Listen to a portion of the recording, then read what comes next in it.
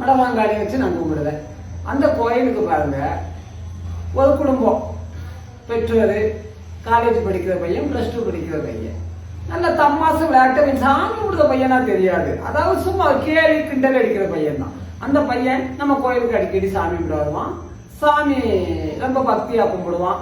அவன் என்கிட்ட அடிக்கடி சொல்லுவான், ஐயா நான் நம்ம அம்மா மடவாங்காடி நான் நேருக்கு நேர் பார்த்தேன், எனக்கு குதிரை கீழே வாத போலாம் தெரியுது, அம்மா இந்த மூலசனத்துக்கு அப்படி அம்மாலாம் என்னை தொடுதான், என்கிட்ட பேசதான் வைக்கா, எனக்கு நல்ல நல்ல காட்சி கொடுக்கானே சொன்னான். அப்போ மடவாங்காடி எங்க இருக்குன்னு சொல்லி எங்களையும் கூட்டு போங்கப்பா அப்படின்னு சொல்லி என்கிட்ட சொன்னான். சரி வாங்க ஐயா போவோம்னு உடனே ஒரு காரை அமைத்தி நாங்க மடங்காம் போனோம். மடங்காப்ப போகும்போது அங்க அம்மாவை பார்த்தோம்.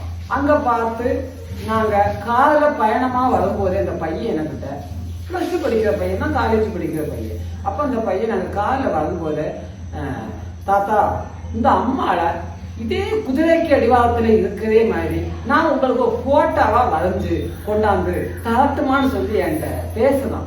அப்ப என் மனசுக்குள்ள இந்த பையன் என்ன சின்ன பையன், அம்மா அப்படி என்ன என் மனசுக்குள்ள உதிச்சவா, இவன் அப்படி என்னத்த வரைஞ்சு தந்துட போறான்னு. சரி படிக்கிற பையன் கேட்கானே அப்படின்ட்டு, சரியா வரைஞ்சு கொண்டு வாயா, உன் திறமையும் அந்த அம்மாவோட மனசுக்குள்ள இருக்கையும் நான் அதுலதானே ரசனையா பார்க்கணும் அப்படின்னு சொல்லிட்டு இந்த பாருங்க மக்கள், அந்த பையன் கோயிலுக்கு போயிட்டு வந்த 3 நாளையில லீவு, சனி ஞாயிறு திங்கக்கிழமை சாயங்காலம் கொண்டாந்து என்கிட்ட ஒப்படைச்சிட்டான். பாருங்க இந்த மாதிரி அங்க வரைஞ்சிட்டான் அப்படின்னு எனக்கு இன்னும் அதை பார்க்க எனக்கு ஒரு அன்பளிப்பா கொண்டாந்து அந்த பந்தியை தந்தது போல என்னால மறக்க முடியல. அப்ப எவ்வளவு அவன் மனசுக்குள்ள இருந்திருந்தால், அவன் மனசுக்குள்ள எவ்வளவு குடியிருந்தானா இந்த மாதிரி ஒரு காட்சிய கொண்டாந்து இந்த சாமி கொண்டாடி கையில கொண்டாந்து அவன் ஒப்படைப்பாமனு. இதுதான் பக்தி, இதுதான் பக்திமான், இதுக்குத்தான் பக்தி.